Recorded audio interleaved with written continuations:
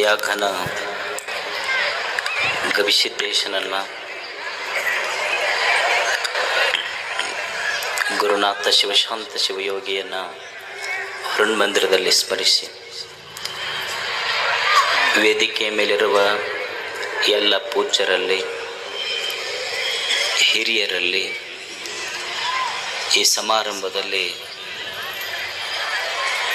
ಯಾತ್ರಾ ಮಹೋತ್ಸವದಲ್ಲಿ ಪಾಲ್ಗೊಂಡಿರುವ ತಾವೆಲ್ಲ ಗವಿಸಿದ್ದೇಶನ ಸ್ವರೂಪರೆಂದೇ ಭಾವಿಸಿ ತಮಗೆಲ್ಲರಿಗೂ ಶರಣು ಶರಣಾರ್ಥಿಗಳು.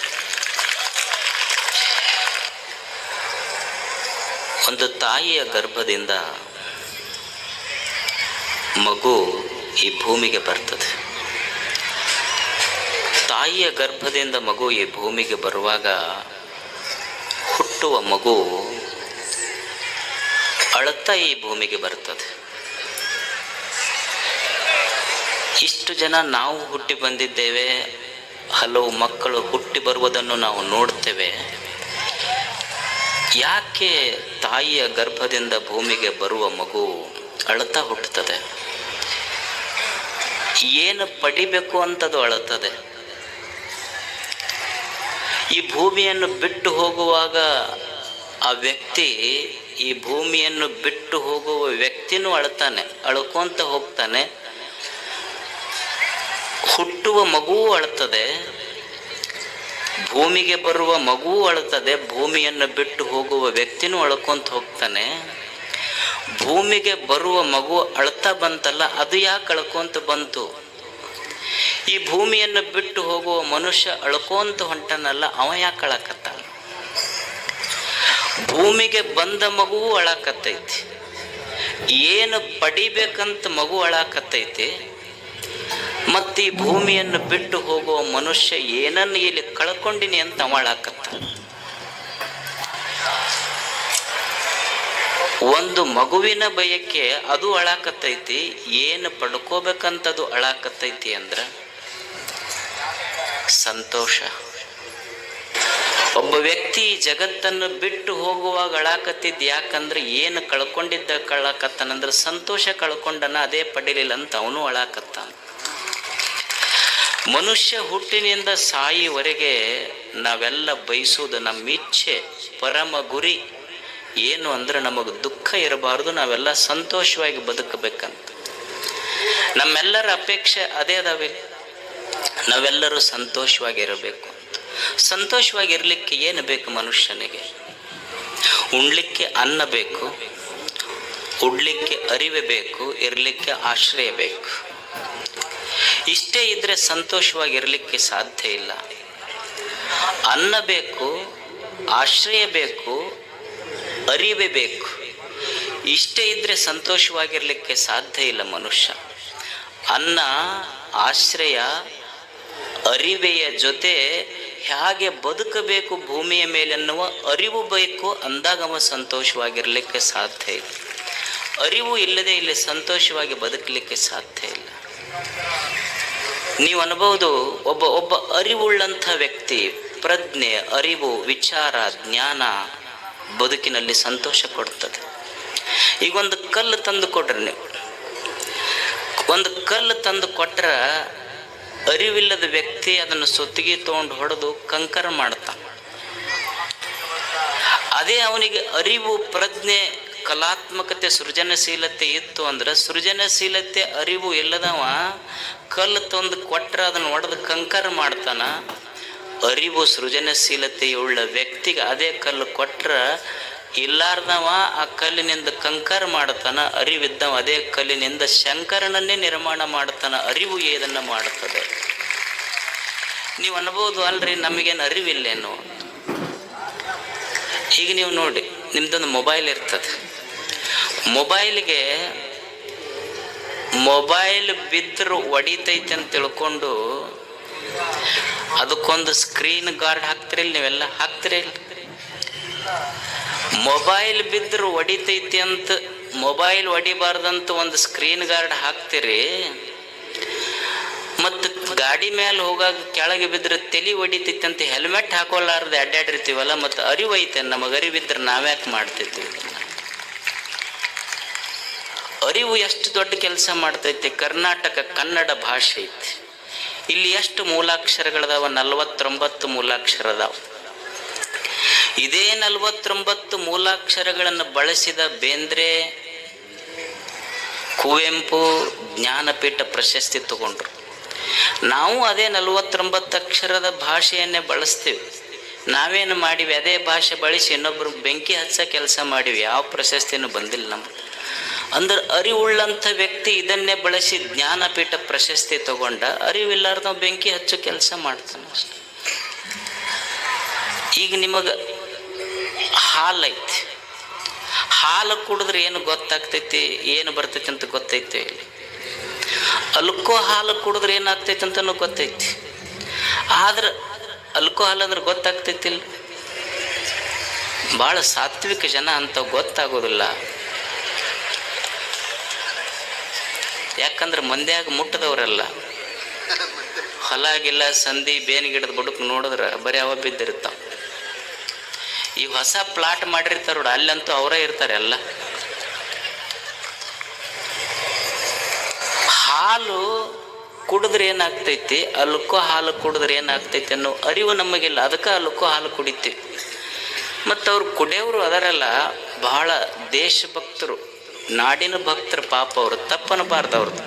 ಯಾಕಂದ್ರೆ ಅವರು ಕುಡಿದೇ ಇದ್ರೆ ಸರ್ಕಾರಗಳ ನಡೆಯೋದಿಲ್ಲ, ಅದಕ್ಕೆ ಕುಡಿತಾರೆ ಅವರು. ಭಾಳ ಕಟ್ಟ ದೇಶಭಕ್ತರು ಅವರು. ಮತ್ತು ಎಷ್ಟೋ ಮಂದಿ ಕುಡಿದು ಬಿದ್ದು ಸತ್ತು ಕುಡಿದವರ ಹೆಣಗಳ ದಿಬ್ಬಣದ ಮೇಲೆ ಸರ್ಕಾರ ನಡೆಸುವಂಥ ಅರಿವುಳ್ಳವರು ದೊಡ್ಡವರು ಅದರಲ್ಲ. ನಾವೆಷ್ಟು ದೊಡ್ಡವ್ರು ಇರ್ಬೇಕು ಮ್ಯಾಲ ಕುಂತವ್ರು, ನಮಗೆಂಥ ಅರಿವಿರಬೇಡ. ಅಂದ್ರೆ ಮನುಷ್ಯನಿಗೆ ಜೀವನದಲ್ಲಿ ಬೇಕಾದದ್ದು ಅರಿವು.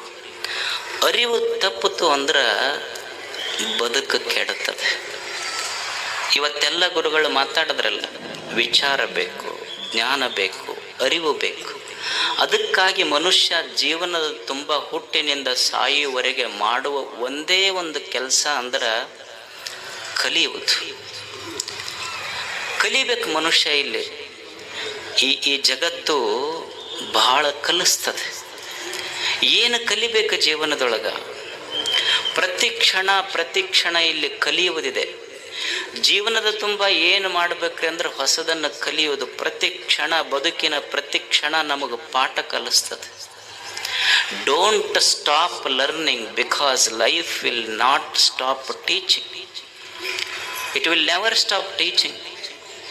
ಜೀವನ ಮನುಷ್ಯನಿಗೆ ಪ್ರತಿ ಕ್ಷಣ ಬದುಕುವುದನ್ನು ಕಲಿಸ್ತದೆ.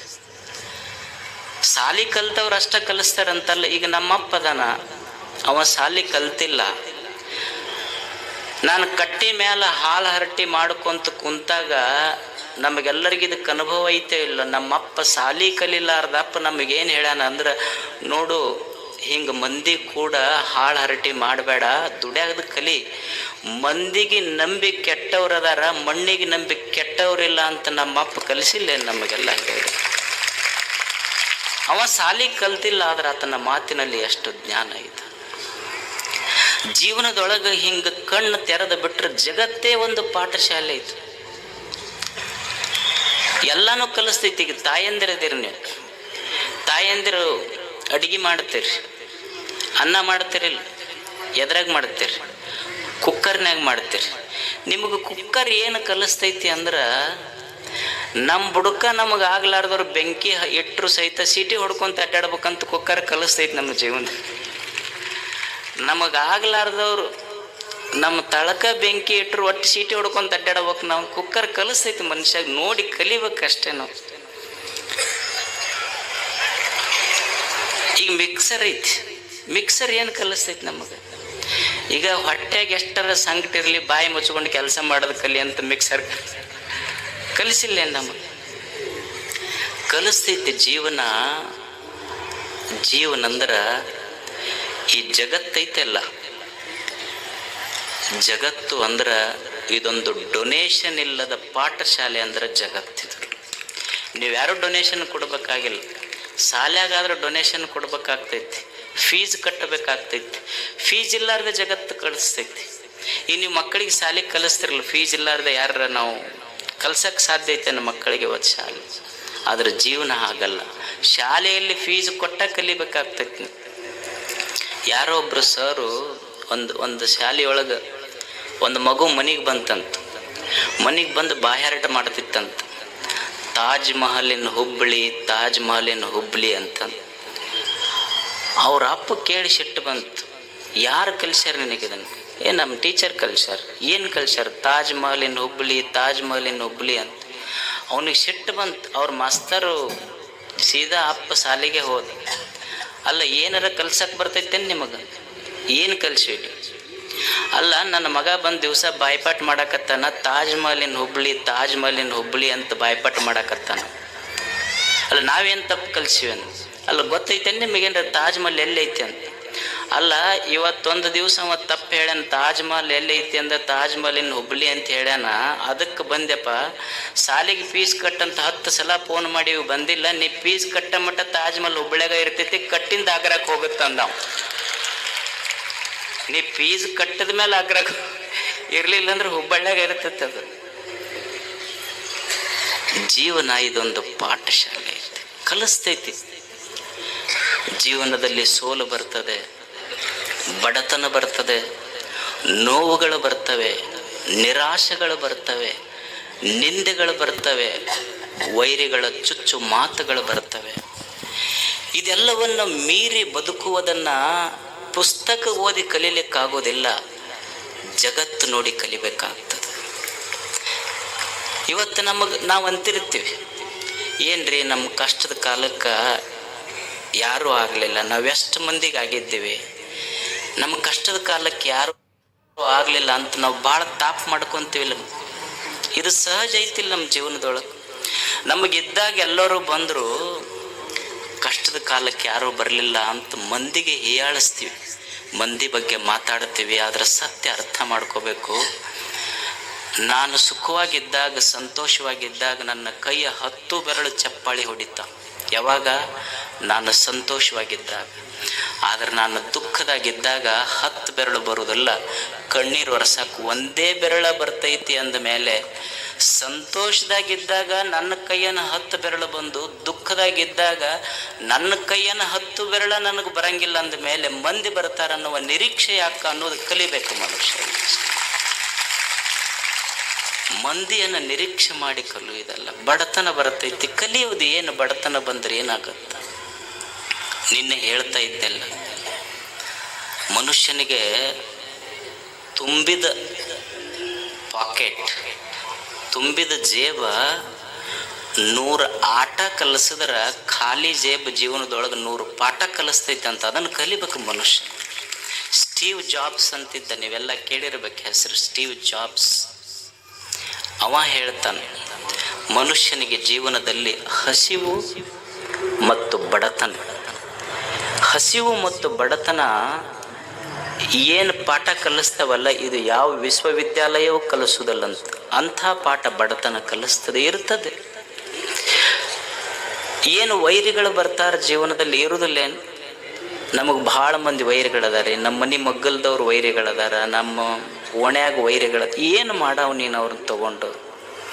ಅಲ್ಲ, ಕಲಿಬೇಕಾದದ್ದು ಏನಂದ್ರೆ, ಆತ ಒಬ್ಬ ವೈರಿ ಅದಾನಂತ ತಿಳ್ಕೊಂಡು 100 ಮಂದಿ ವೈರಿಗಳದಾರ ಅಂತ ತಿಳ್ಕೊಂಡು ಏನು ಹೋಗಿ ಅವ್ರ ತಲೆ ತೆಗಿಯೋಕ್ಕಾಗತ್ತಾ? ನಮಗೆ ಕಲಿಯುವುದೇನು ಜೀವನದಲ್ಲಿ ಅಂದ್ರೆ, ನನಗೆ ಭಾಳ ಮಂದಿ ವೈರಿಗಳದಾರ ಅಂತ ತಿಳ್ಕೊಂಡು ಹುಡುಕ್ಯಾಡಿ ವೈರಿಗಳ ತಲೆಯನ್ನು ತೆಗೆಯೋದಲ್ಲ, ನನ್ನ ತಲೆಯಿಂದ ವೈರಿಗಳನ್ನು ತೆಗೆದು ಬಿಟ್ರೆ ಅದು ಜೀವನ ಸಾರ್ಥಕ ಅಷ್ಟೇ. ವೈರಿಗಳನ್ನು ತೆಗೆಯೋದಲ್ಲ, ನನ್ನ ತಲೆಯಾಗಿಂದ ವೈರಿಗಳನ್ನು ತೆಗೆದು ಬಿಡೋದಷ್ಟೆ. ಕಲಿಯುವುದೇ. ಮಂದಿ ಭಾಳ ನಮಗೆ ನಿಂದ ಮಾಡ್ತಾರೆ, ಮತ್ತು ಮಾಡ್ತಾರೆ ಪಾಪ. ಎಲ್ಲ ಪುಕ್ಕಟೆ ಇವೆಲ್ಲ ಸಿಕ್ಕಾವ, ಮತ್ತು ಅವೇನು ಉದ್ಯೋಗ ಖಾತ್ರಿ ಬರ್ತಾವ, ರೊಕ್ಕ ಬಿಡ್ತೈತಿ, ಕೆಲಸ ಏನೈತೆ ಅವ್ರಿಗೆ?